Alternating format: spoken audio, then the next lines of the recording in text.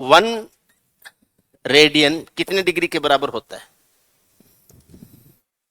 One radian question mark degree, एक radian है वो कितने डिग्री के बराबर होता है? देखिए कितने डिग्री के बराबर होता है। पहला काम होता है, रेडियन को डिग्री में चेंज करते हैं तो 180 बट्टे पाई से गुणा करते हैं। तो एक गुणा 180 बट्टे पाई डिग्री हो जाएगा। यानी आप ये कह सकते हैं कि 180 बट्टे पाई डिग्री हो जाएगा एक रेडियन। अगर ये ऑप्शन में मिलता है तो एग्जाम में सवाल पूछा गया था, ऑप्शन में ये नहीं था। अब नहीं था तो क्या किया, पाई की वैल्यू यूज करी 22/7। तो 180 बट्टे 22, बट्टे वाला 7 चला गया ऊपर, 2 से कटेगा 90 बार, 2 से कटेगा 11 बार, 9 से 63, 630 बट्टे 11 ये डिग्री हो जाएगा। 11 का 5 गुणा 55, 11 का 7 गुणा 77 और कितना बच गया 3 3/11, 57 से ही 3/11 डिग्री ये हो जाता। अगर ऑप्शन में होता तो, ऑप्शन में ये भी नहीं था। 57 से ही 3/11 डिग्री, अगर ये ऑप्शन में होता तो आपके आंसर बन सकते थे, लेकिन ऑप्शन में नहीं था। याद रखना 1 डिग्री बराबर 60 मिनट होता है और 1 मिनट बराबर 60 सेकंड होता है। 1 डिग्री बराबर 60 मिनट होता है और 1 मिनट बराबर 60 सेकंड होता है। जैसे घंटे को आप मिनट और सेकंड में चेंज करते हो, वैसे 1 डिग्री को भी चेंज कर सकते हो। 1 डिग्री 60 मिनट होता है और 1 मिनट है वो 60 सेकंड होता है। इसका मतलब 1 डिग्री जो होता है वो 3600 सेकंड होता है। ठीक, चलो इसको मिनट में चेंज करते हैं। 57 डिग्री तो पूरा है और ये जो 3/11 डिग्री है इसको 60 से गुणा कर देंगे तो मिनट हो जाएगा। 180/11 हो जाएगा। 11 कम 11, 7 बच गया 70, 11 का 6 गुणा 66, 4 बच गया और 11, इतना मिनट हो जाएगा। 57 डिग्री हो जाएगा और 16 से ही 4/11 मिनट हो जाएगा। ये अगर आंसर में होता तो आपके आंसर होते, ये भी ऑप्शन में नहीं था। तो 57 डिग्री पूरा है, 16 मिनट पूरी हैं और ये जो 4/11 मिनट हैं इसको फिर सेकंड में चेंज किया है 60 से गुणा करके। तो 6 का 4 24, 240/11 हो जाएगा। 11 का 2 22, 20 हो गया। 11 कम 11 और 9 बट्टे कितना हो गया 11 और ये आ गया 21 से ही 9 बट्टे कितना हो जाएगा 11 डिग्री हो जाएगा। ये भी ऑप्शन में नहीं था। सेकंड हो जाएगा, ये भी ऑप्शन में नहीं था। इसको लगभग 22 सेकंड दिखाया गया था। एग्जैक्ट आंसर था जो ऑप्शन में आंसर था 57 डिग्री 16 मिनट 22 सेकंड। बाकी जो आंसर्स थे वो इससे दूर थे, वो इससे दूर थे। 21/11 है वो लगभग 22 होता है। एग्जैक्ट आंसर बनता है ये। 1 रेडियन इतने डिग्री के बराबर होता है। अगर रेडियन को डिग्री में चेंज करेंगे तरीका यही रहेगा, 180/पाई से गुणा करो। पाई को पाई रख रहा है तो वेल एंड गुड, नहीं रख रहा है पाई को पाई तो पाई का 22/7 करो और डिग्री में ले लो। अगर डिग्री में नहीं दे रहा है, आगे फ्रैक्शन आ रहे हैं, तो आप उस फ्रैक्शन को मिनट में चेंज करो। फिर जरूरत पड़ती है तो जो मिनट के फ्रैक्शंस होते हैं उनको सेकंड में चेंज करो और फिर आंसर तक पहुंचना है। देखो समझो, फिर आगे चले।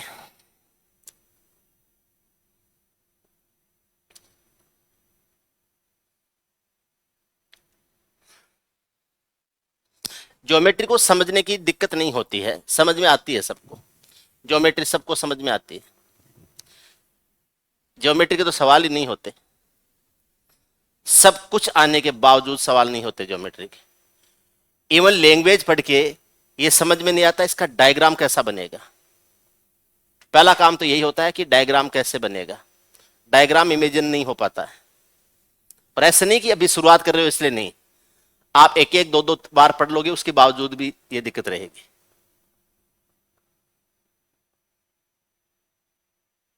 ठीक है ना? चलें क्या आगे? आगे चलें। ये कल का आपका होमवर्क था जिसको पूरा किया है।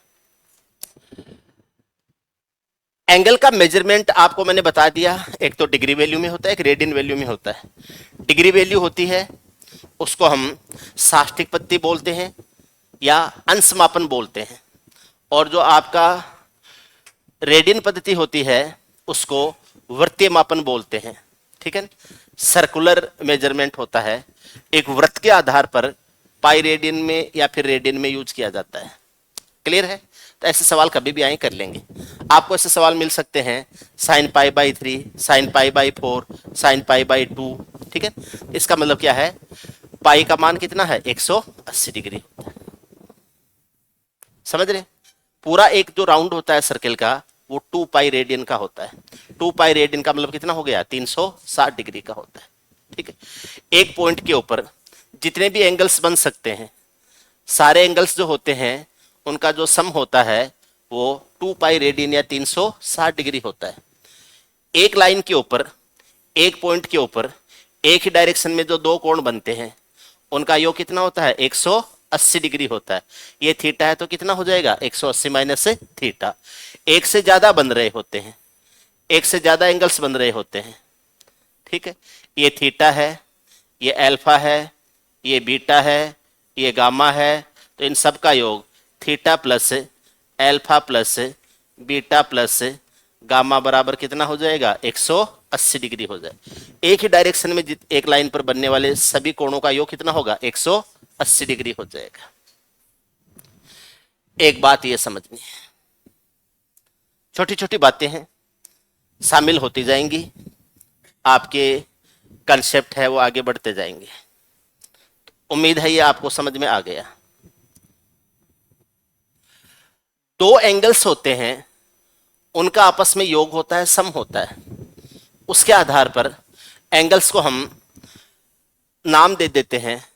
अगर थीटा प्लस अल्फा 90 डिग्री है, इसको कहा जाता है पूरक कोण,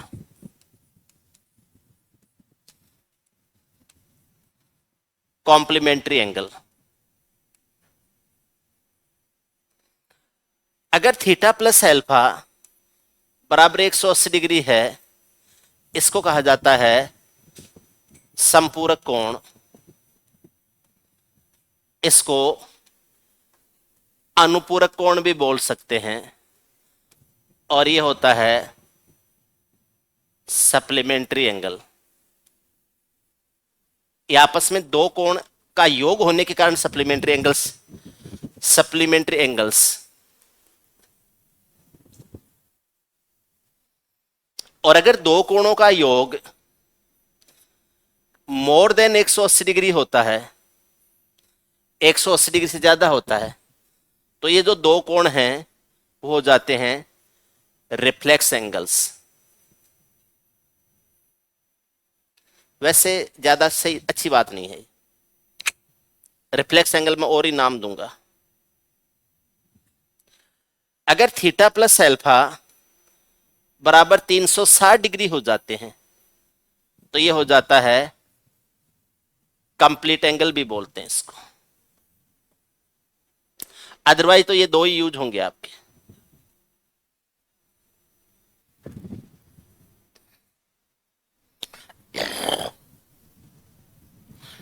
तीन सौ साठ डिग्री 0 डिग्री के बराबर होता है।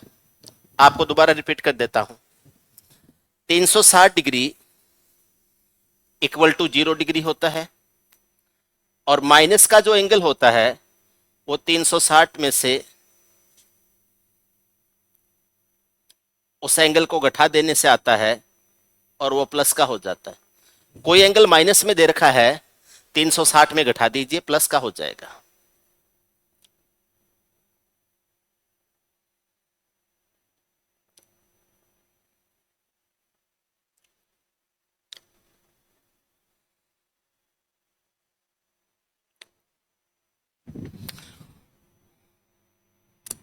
बोले इसमें कंफ्यूज हो जाते हैं सर, पूरक कौन सा होता है, संपूरक कौन सा होता है। पूरक छोटा है, संपूरक देखने में लिखने में भी बड़ा है, योग भी छोटा है, इनका योग बड़ा हो जाए। बोल सर इंग्लिश में कैसे समझ में आएगा? सी पहले आता है, एस बाद में आता है, 90 पहले आता है, 180 बाद में आता है, ऐसे याद रख लो। ठीक है।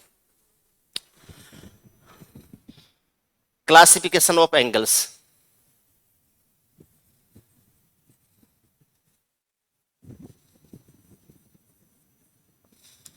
क्लासिफिकेशन ऑफ एंगल्स, कोणों का वर्गीकरण वैल्यू के आधार पर किया जाता है। अगर कोण 90 डिग्री से छोटा है तो इसको न्यून कोण कहते हैं। न्यून कोण कहते हैं, एक्यूट एंगल कहते हैं। अगर कोण 90 डिग्री के बराबर है तो इसको समकोण कहते हैं, राइट एंगल कहते हैं। अगर योग 90 डिग्री से बड़ा और 180 डिग्री से छोटा है, यानी सेकंड क्वाड्रेंट में चला जाता है, तो इसको अधिक कोण या ऑब्ट्यूज एंगल कहा जाता है।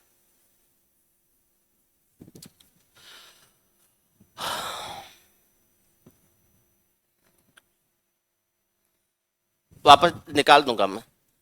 थीटा का मान 180 डिग्री है, इसको रिजु कोण या सरल कोण, इंग्लिश में स्ट्रेट एंगल कहते हैं। ये स्ट्रेट है STRAIGH, स्ट्रेट एंगल कहते हैं। थीटा का मान 180 डिग्री से ऊपर है, इसको रिफ्लेक्स एंगल कहते हैं, वृहद कोण कहते हैं। थीटा का मान 360 डिग्री है तो इसको संपूर्ण कोण कहते हैं।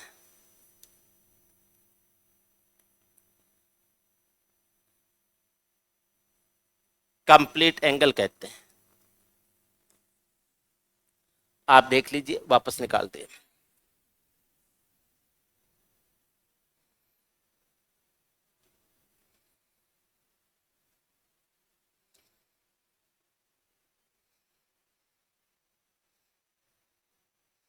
उम्मीद है ये बातें आपके समझ में आई हैं। आई है।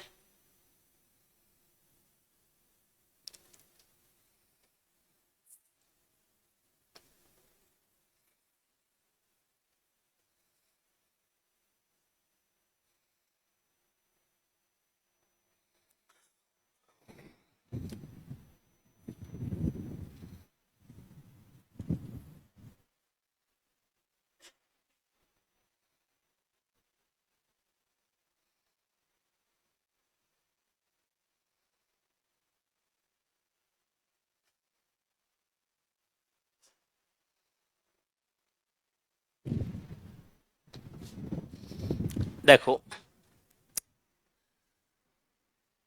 एंगल्स को और भी नाम दिए जाते हैं। पैरेलल लाइन सिस्टम क्या होता है?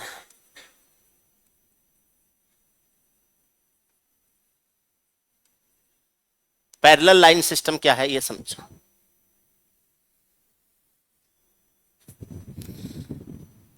जब दो लाइन एक दूसरे के पैरेलल हो,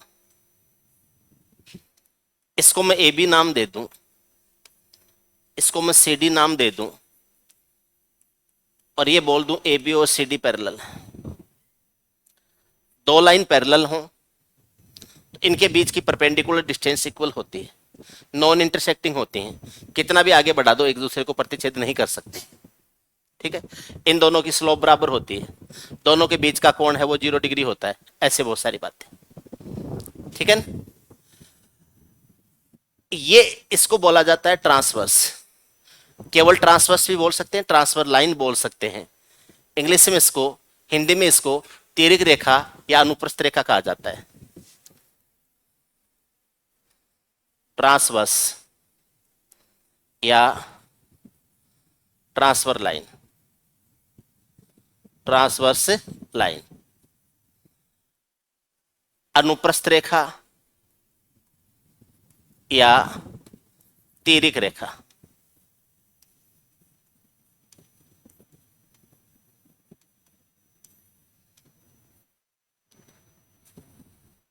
ये आपकी ट्रांसवर्स है, तिर्यक रेखा है, अनुप्रस्थ रेखा है। किसी भी एक लाइन को दूसरी लाइन इंटरसेक्ट कर रही होती है तो ऐसे चार एंगल्स बनते हैं। इनमें से ये दोनों आपस में बराबर होते हैं क्योंकि शीर्षाभिमुख कोण है, और इन दोनों का योग 180 डिग्री होता है क्योंकि रेखीय कोण युग्म बन रहा है। तो इनका योग 180 डिग्री होता है, आमने सामने के बराबर होते हैं। ये दोनों भी आमने सामने के बराबर हो जाते हैं क्योंकि शीर्षाभिमुख कोण बराबर होते हैं। वर्टिकली अपोजिट एंगल्स, शीर्षाभिमुख कोण बराबर होते हैं। ठीक है, एक ही लाइन पर एक ही डायरेक्शन में बने हुए दोनों कोण हैं, उनका योग 180 डिग्री होता है। रीजन रेखिक कोण युग्म। ठीक है, लीनियर एंगल पेयर। ठीक है, इस कारण से तो यहां पर भी वो बात लागू हो जाएगी। यहां पर 8 एंगल्स बनेंगे। Angle number 1, angle number 2, angle number 3, angle number 4, angle number 5, 6, 7 and 8। ये 8 कोण बनते हैं, 8 कोण बनते हैं।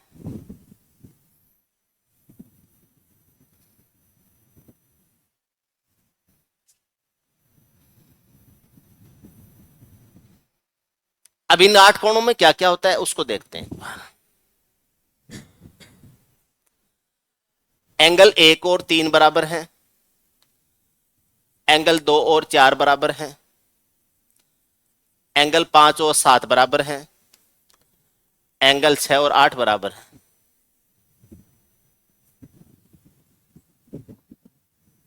बोले सर वो एंगल बराबर होते हैं जिनमें दो दो का अंतर होता है। 1 और 3 में 2 का अंतर, 2 और 4 में 2 का अंतर, 5 और 7 में 2 का अंतर, 6 और 8 में 2 का अंतर। तो 2 का अंतर तो तब होगा ना जब एक छोड़ के एक आएगा। तो इसको छोड़ते ये सामने आएगा तो ये वर्टिकली अपोजिट एंगल हो जाते हैं। ये हो जाते हैं vertically opposite angle. Vertically opposite angle, शीर्षाभिमुख कोण। ये शीर्षाभिमुख कोण हो जाते हैं, ये आपस में होते हैं बराबर। शीर्षाभिमुख कोण आपस में बराबर हो जाते हैं।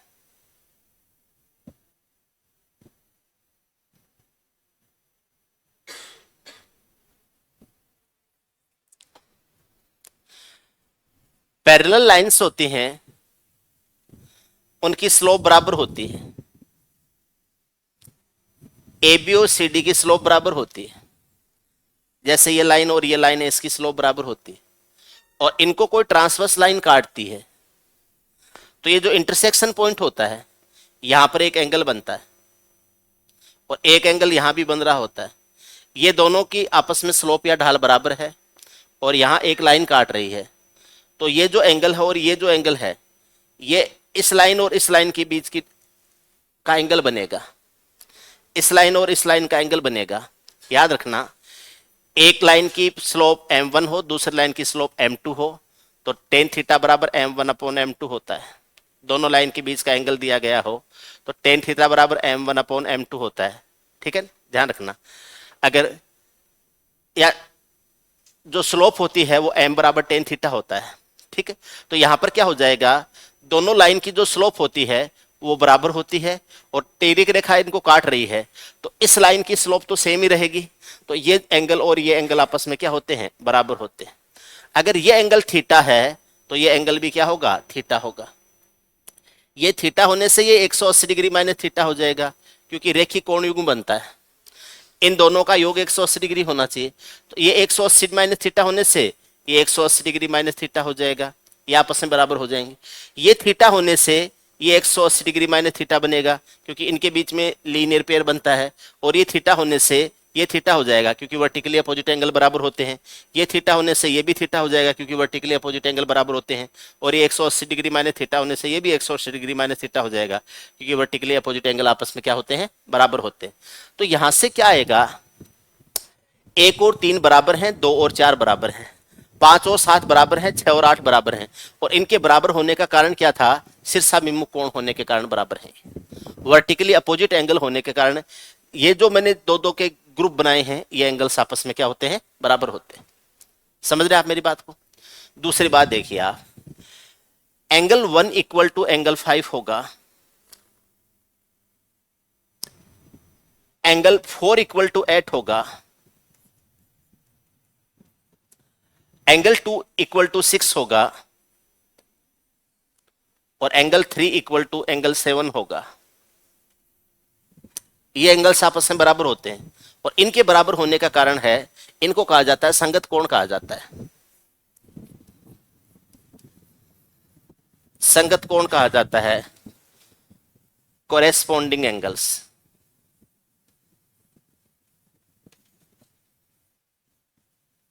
संगत कोण कहा जाता है इनको, कोरेस्पोंडिंग एंगल्स कहा जाता है, संगत कोण कहते हैं इनको। ये आपस में बराबर होते हैं।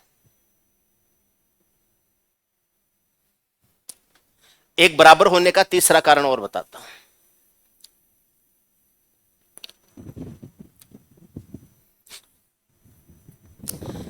ये जो 3 है ये इस 5 के बराबर है, और 4 है ये इस 6 के बराबर है। क्यों बराबर होते हैं वो तो मैंने वहां बता दिया था, लेकिन इनको अब नामकरण कर दिया इनका। एंगल 3 बराबर एंगल 5 है, इधर लिखता हूं। एंगल 3 बराबर एंगल 5 है, एंगल 4 बराबर एंगल 6 है। इनको कहा जाता है एकांतर कोण होने के कारण बराबर हैं।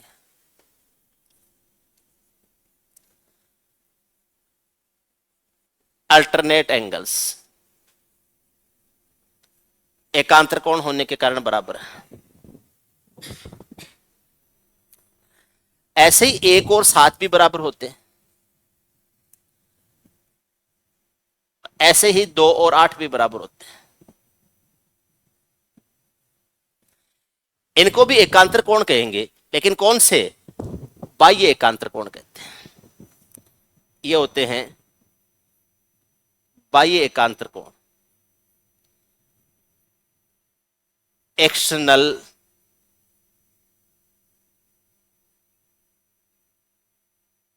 या एक्सटीरियर बोल दीजिए, अल्टरनेट एंगल्स।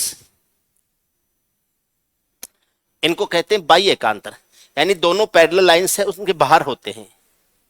तिरछे कोण, एकांतर का मतलब तिरछे कोण। अंदर 3 का तिरछा 5 और 4 का तिरछा 6, ये आपस में बराबर होते हैं।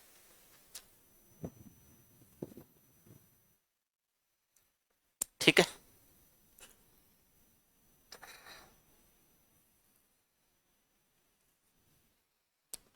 जब भी कोई जेड जैसी आकृति बन रही होती है तो ये एंगल बराबर होते हैं, एकांतर होने के कारण ही बराबर होते हैं। जेड जैसी आकृति बन रही है तो ये लाइन और ये लाइन तो हो गई आपस में पैरेलल, और ये ट्रांसवर्स लाइन हो गई, तो ये थीटा है तो ये थीटा हो जाएगा। जब भी कोई एम जैसी आकृति बन रही होती है, जब भी कोई एम जैसी आकृति बन रही होती है, तो ये जो एंगल होता है वो इन दोनों एंगल्स के योग के बराबर होता है। यहां वाला जो एंगल होता है वो इन दोनों एंगल्स के योग के बराबर होता है। क्यों होता है देखो बताता हूं। ये लाइन पैरेलल हो जाएंगी, एक पैरेलल लाइन यहां से बनाओगे तो इसका एकांतर ये हो गया, और इधर वाले का एकांतर क्या हो गया? ये हो गया। तो इन दोनों का योग बनता है ये एंगल, और ये इन दोनों के योग के क्या होता है? बराबर होता है। ठीक है। जैसे ऐसी आकृति भी बन सकती है,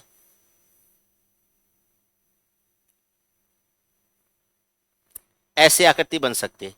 तो यहां जो एंगल बनेगा वो इसका और इसका योग होगा। अगर ये थीटा है और ये अल्फा है तो ये एंगल हो जाएगा थीटा प्लस अल्फा, और ये वाला जो एंगल है वो आ जाएगा 360 degree minus theta plus alpha.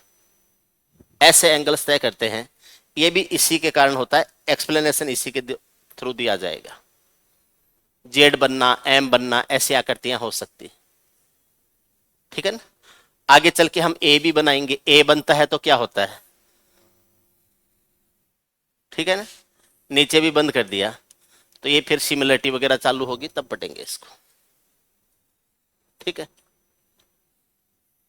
बोले सर एल बनता है तो क्या होता है, तो एल तो बनेंगे ही बनेंगे, सारे कोणों में ही बनेगा एल, तो एल बनेगा तो कुछ नहीं होगा, हर कोण में एल बनेगा।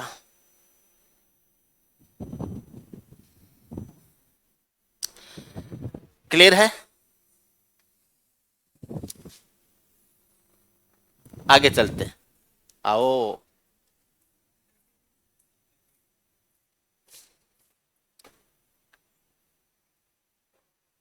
डर गए हैं? तो सम्मान किया है।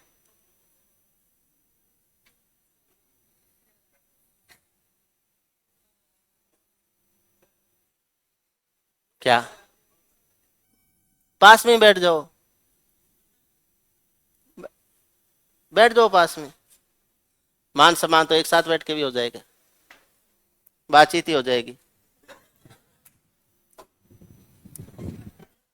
अनजान आदमी से डरते हैं, बातचीत होने लग जाए डर खत्म हो जाएगा। नहीं, ठीक है।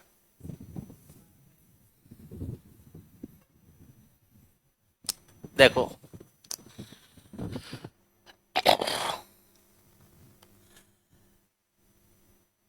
दो ऐसी व्यवस्थाएं होती हैं जहां कोणों का योग 180 डिग्री होता है।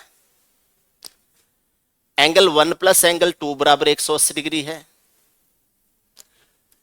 एंगल 2 प्लस एंगल 3 बराबर 180 डिग्री है, एंगल 3 प्लस एंगल 4 बराबर 180 डिग्री है, और एंगल 4 प्लस एंगल 1 बराबर 180 डिग्री है। ऐसे ही एंगल 5 प्लस एंगल 6 बराबर 180 डिग्री है, एंगल 6 प्लस एंगल 7 बराबर भी 180 डिग्री होता है, एंगल 7 प्लस एंगल 8 बराबर भी 180 डिग्री होता है, और एंगल 8 प्लस एंगल 5 बराबर भी कितना होता है, 180 डिग्री। क्यों होता है? रैखिक कोण युग्म, रैखिक कोण युग्म, linear angle pair, linear angle pair, ऐसा होता है।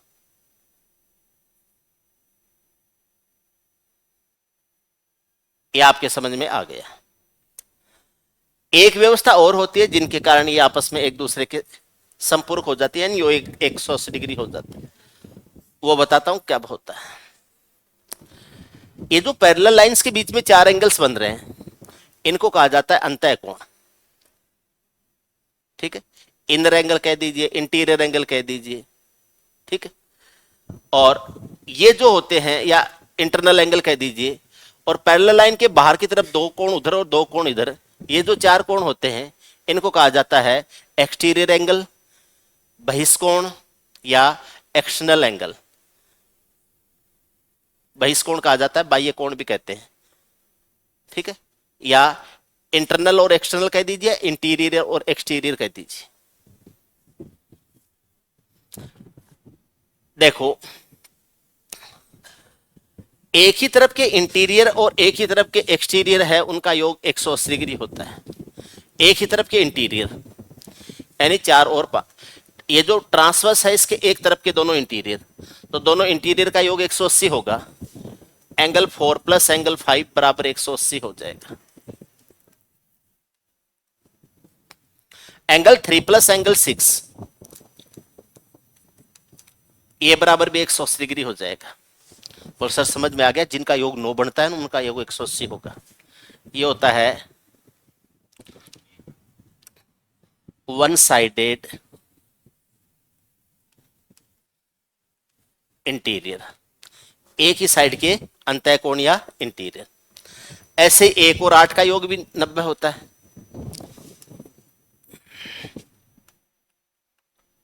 एंगल 1 प्लस एंगल 8 180 हो जाएगा, और 2 प्लस 7 एंगल 2 प्लस एंगल 7 बराबर हो जाएगा 180 डिग्री।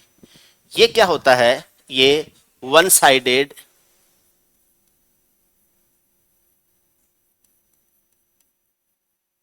एक्सटीरियर, इनका योग कितना हो जाएगा? 180 हो जाएगा।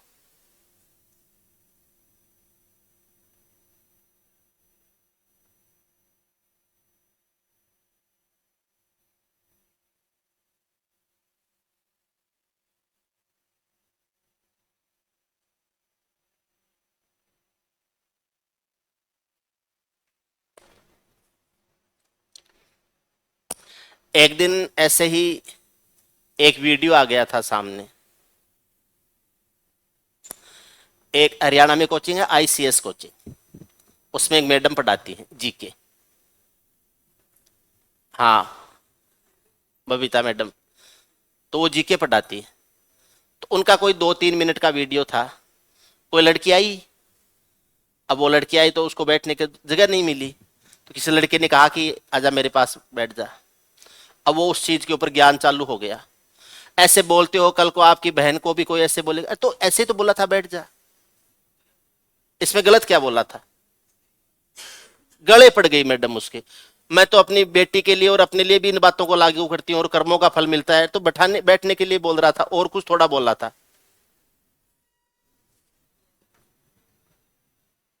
यानी आप हर चीज को स्पेशल मोड में ले जाते हो। एक नॉर्मल बात ही, लड़के ने कहा था इधर बैठ जा, मैडम उसके ऊपर चालू हो गई। अच्छा, वीडियो बनाने वाले ने भी क्या क्या कैप्शन डाल रहे हैं, सलाम है ऐसी मैडम की सोच को, सलूट करते हैं ऐसे टीचर्स, ऐसे काय का यार सलूट करते। उस लड़के की तो पूरी क्लास में मिट्टी कर दी बेचारे की, और उसने इतने कहा था कि यहां मेरे पास बैठ जा। इसका वो वीडियो देखा हुआ था, इसलिए उठ के चला गया। मैंने ये नहीं कहा था कि इससे डर गया। आपने सोचा कि मैं कह दूंगा इधर बैठ जा, फिर सर मेरे को सुना देंगे, मैं ऐसा नहीं सुनाऊंगा। मैं तो चाहता हूं बैठो, आसपास में बैठो, जानो, कम से कम मानने से पहले जानो।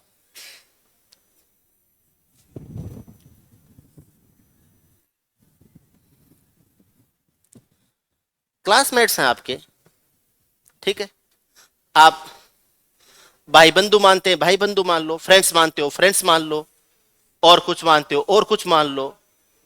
मैं कौन होता हूं? मैं यहां पर मॉरल पुलिसिंग करने के लिए थोड़े बैठे हम लोग। हमारा काम है गणित पढ़ाएं आपको। हम जिस सब्जेक्ट के लिए हैं उस सब्जेक्ट को आपको पढ़ाएं। बाकी दुनियादारी का ज्ञान है वो आपको बहुत है पहले से, क्या करना चाहिए, क्या नहीं करना चाहिए, क्या अच्छा है, क्या बुरा है, ठीक है। अब या तो पहले से ध्यान होगा, नहीं तो 2-4 जगह बछेड़ खाओगे तो अपने आप पता चल जाएगा। नहीं, उल्टे सीधे करोगे, पड़ेगी कान के ऊपर, अपने आप अकल आएगी। सीधी सी बात है। ज्ञान देने से थोड़े मिलता है, सबक से मिल जाएगा, ठीक है। इसलिए मस्त रहा करो, एकदम पढ़ाई बढ़िया करो, बाकी चलता रहता है। हर जगह समझाने समझाने वाले बैठे हैं, नहीं चलते हैं।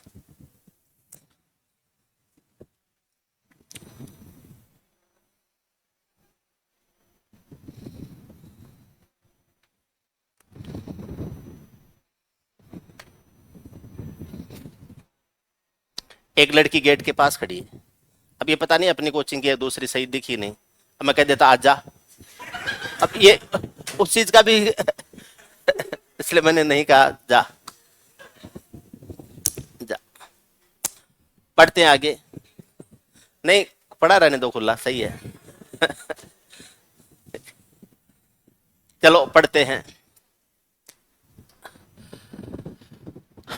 अब एंगल्स का ज्यादा रोल होता नहीं है, एंगल्स का रोल होता है। अच्छा, इसमें एक चीज और देखना,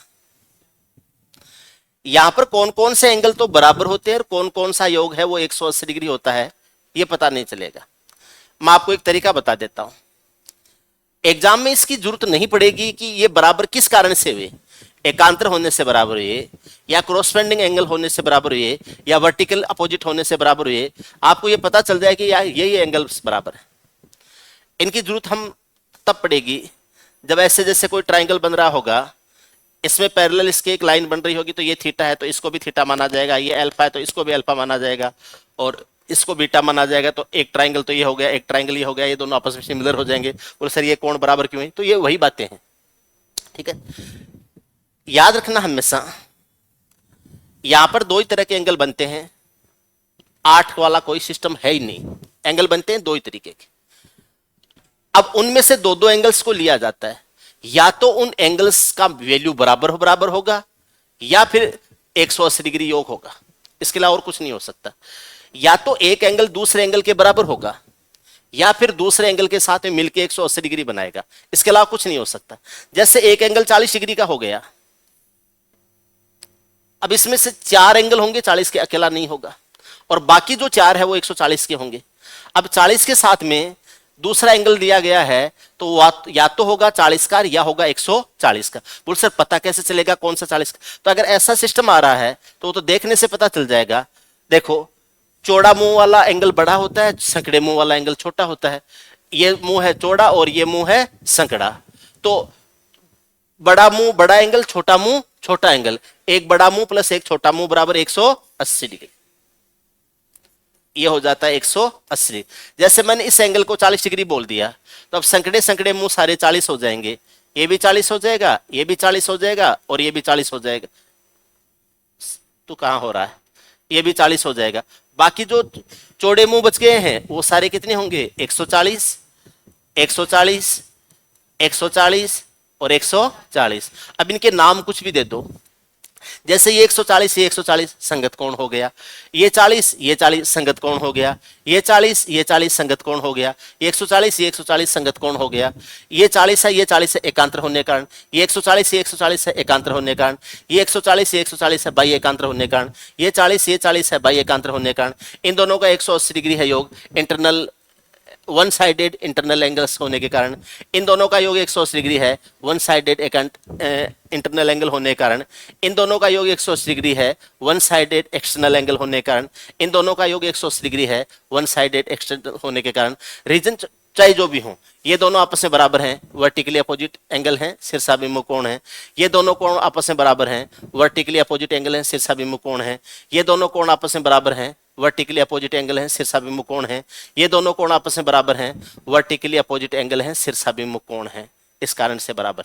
अब इनके नाम कुछ भी दे सकते हो, लेकिन व्यवस्था यही बनेगी। समझ में आ गया? आ गया ना? त्रिभुज के तीनों कोणों का योग 180 डिग्री क्यों होता है? त्रिभुज के तीनों कोणों का योग 180 डिग्री क्यों होता है? इसके आधार पर समझने की कोशिश करते हैं। समझे?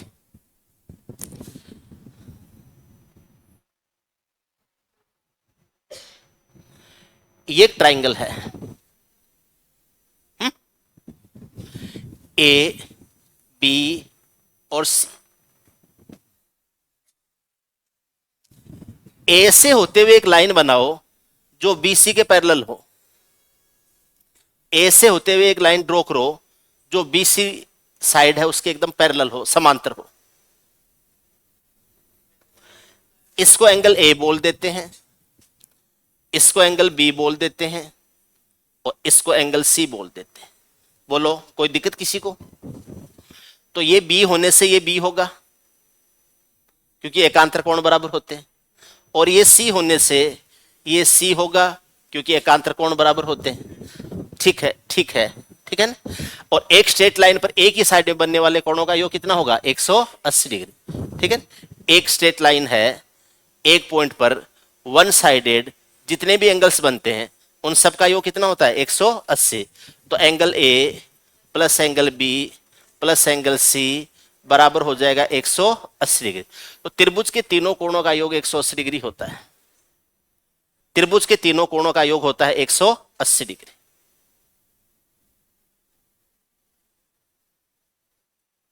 ठीक, तो आज सेटिस्फाइड एक्सप्लेनेशन है अपने पास में। ठीक है, आगे चलते हैं।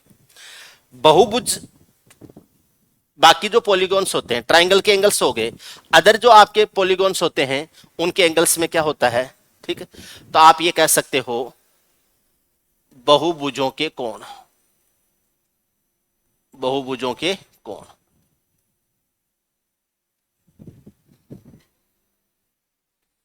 पहली बात तो किसी भी बहुभुज को बनने के लिए एट लीस्ट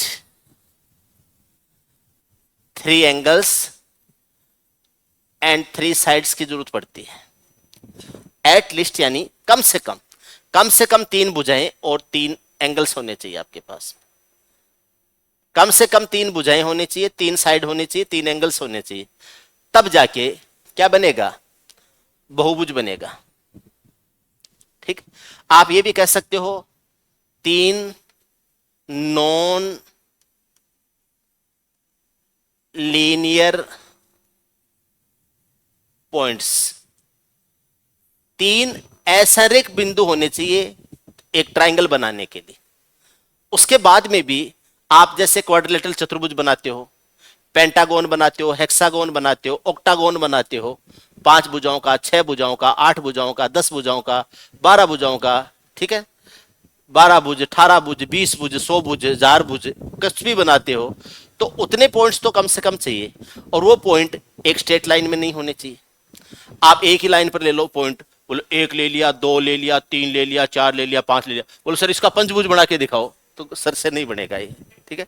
सीधी रेखा कभी भी आपका बहुभुज नहीं बनाएगी। सीधी रेखा पर जो पॉइंट्स होते हैं वो बहुभुज नहीं बनाते हैं।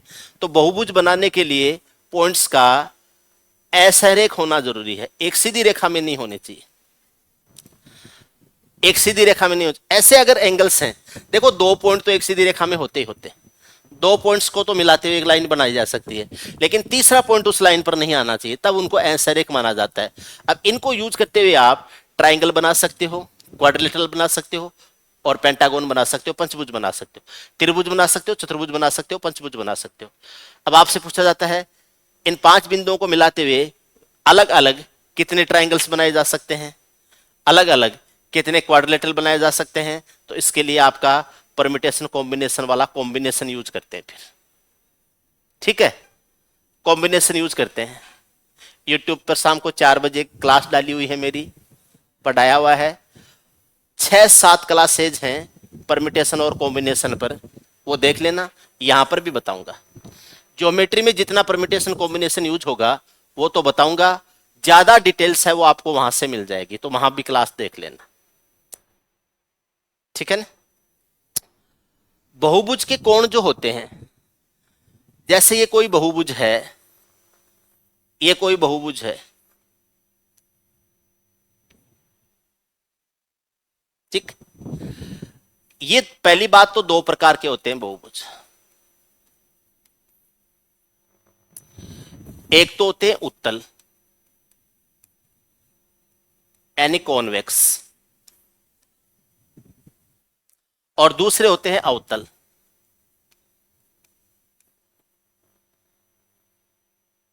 यानी कॉनकेव। अवतल लेंस और दर्पण पढ़ते हो ना, उत्तल और अवतल, कॉन्वेक्स और कॉनकेव, वैसे बहुभुज भी होते हैं। बाहर की तरफ निकले हुए होते हैं वो सारे उत्तल होते हैं, अंदर की तरफ धसे हुए होते हैं वो आपके अवतल होते हैं। जैसे ये पंचभुज है, एक पंचभुज और बनाते हैं, ये भी पंचभुज ही है लेकिन ये अवतल है।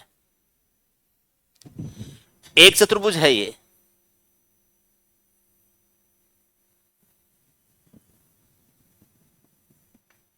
भी एक चतुर्भुज है। ये होता है क्या कॉन्वेक्स, ये हो जाएगा कॉनकेव, ये हो जाएगा कॉन्वेक्स, ये हो जाएगा कॉनकेव।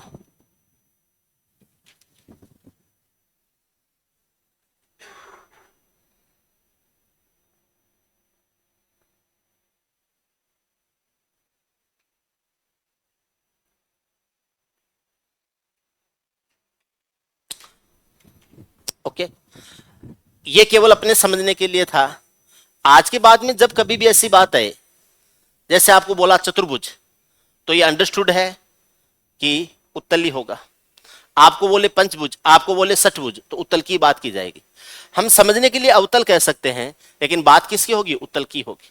किसी भी आपके बहुभुज का अंतः कोण या उसके बहिष्कोण की बात होगी तो वो भी उत्तल वाले की ही होगी, अवतल वाले की नहीं होगी। तो जब कभी भी अब आगे पढ़ेंगे तो वो उत्तल बहुभुज है, बोलने की जरूरत नहीं है कि उत्तल प्रकार का जो चतुर्भुज है या उत्तल प्रकार का पंचभुज है या उत्तल प्रकार का आपका क्या है षष्ठभुज है, ऐसे बोल के कहने की जरूरत नहीं है, अंडरस्टूड माना जाएगा, ठीक है ना। ऐसे तो समपंचभुज, ये भी समपंचभुज हो सकता है, समपंचभुज हो सकता है, लेकिन इसके एंगल्स बराबर नहीं है, एंगल्स बराबर नहीं है, ठीक है।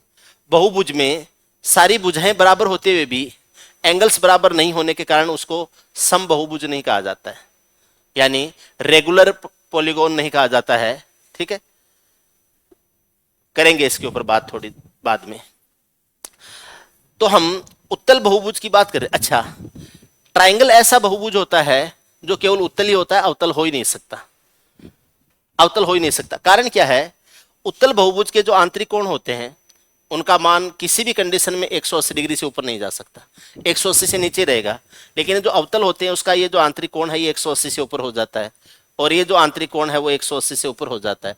ट्राइंगल के तीनों कोणों का योग 180 होता है, तो एक कोण 180 से ऊपर हो ही नहीं सकता है। इसका मतलब क्या हो जाएगा? ट्राइंगल में केवल उत्तल होते हैं, बाकी जो बहुभुज होते हैं उत्तल में, उसमें उत्तल और अवतल दोनों हो सकते हैं।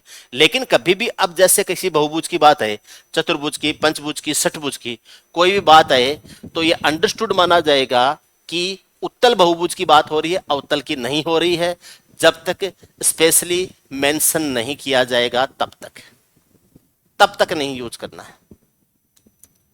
समझ रहे हैं? ओके। एक चीज और बताता हूं मैं आपको।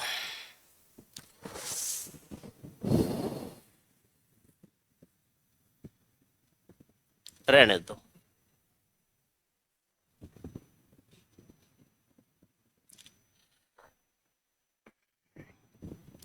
ये जो एक बता ही देता हूं, ऐसी आकृति जब बनती है ना, ऐसी आकृति, तो यहां वाला जो एंगल होता है वो इसके, इसके और इसके, इन तीनों के, यहां वाला नहीं, हाँ यहां वाला जो एंगल होता है वो इसके, इसके और इसके तीनों के योग के बराबर होता है। मैंने आपको एम तो बता दिया था, ये नहीं बताया था क्यों होता है बराबर, पहले बता देता हूं। यहां से एक लाइन बनाओ यहां पर, उससे पहले मैं आपको ये बता देता हूं, ये जो ट्राइंगल होता है इसमें इस लाइन को आगे बढ़ा दिया, इसको बहिष्कोण कहते हैं, आगे बात करेंगे। तो इसके इसके बीच में रेखीय कोण युग्म बन रहा है, इसको मैं एंगल ए, इसको एंगल बी और इसको एंगल सी कहूं, तो A plus B plus C 180 होता है, और internal C plus external C बराबर भी 180 होता है। तो एक्सटर्नल सी जो होता है वो इंटरनल ए प्लस इंटरनल बी के बराबर हो जाएगा। तो किसी भी त्रिभुज में एक भुजा आगे बढ़ाने से बना हुआ बहिष्कोण इन दोनों अंतराभिमुख कोणों के योग के बराबर होता है। इनको बोलते हैं अंतराभिमुख। शीर्षाभिमुख कोण पहले आता है, इनको बोलते हैं अंतराभिमुख कोण। कैसे हैं ये नाम? ठीक है, इनको बोला जाता है, वो वर्टिकली अपोजिट था, और इसको अंतराभिमुख कोणों को क्या बोलते हैं? Internally opposite angle.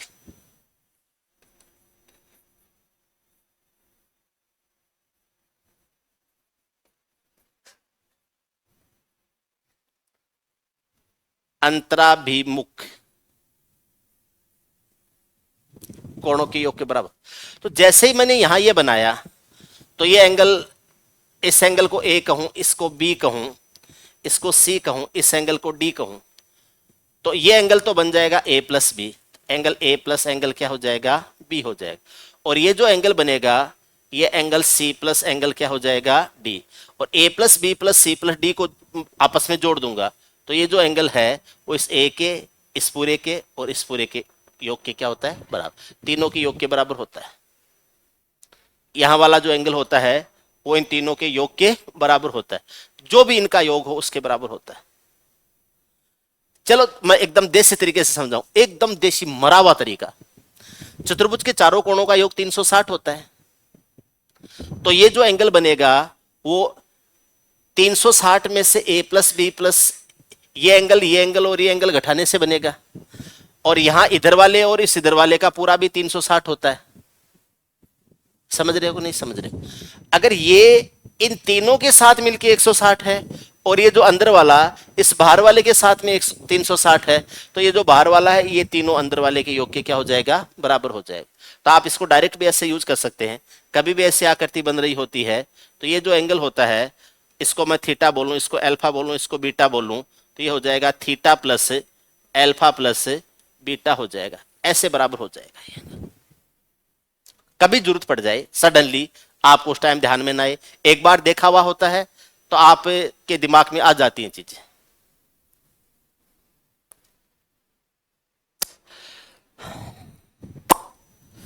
आगे चलते हैं। बहुभुज के कोण इंटीरियर एंगल्स लेते हैं, एक्सटीरियर एंगल्स लेते हैं, sum of interior angles, sum of exterior angles. उसके बाद में अगर रेगुलर पॉलीगॉन है तो फिर बराबर बराबर उनको बांटना भी सीखते हैं, लेकिन ये सीखेंगे कल, ये सीखेंगे कल।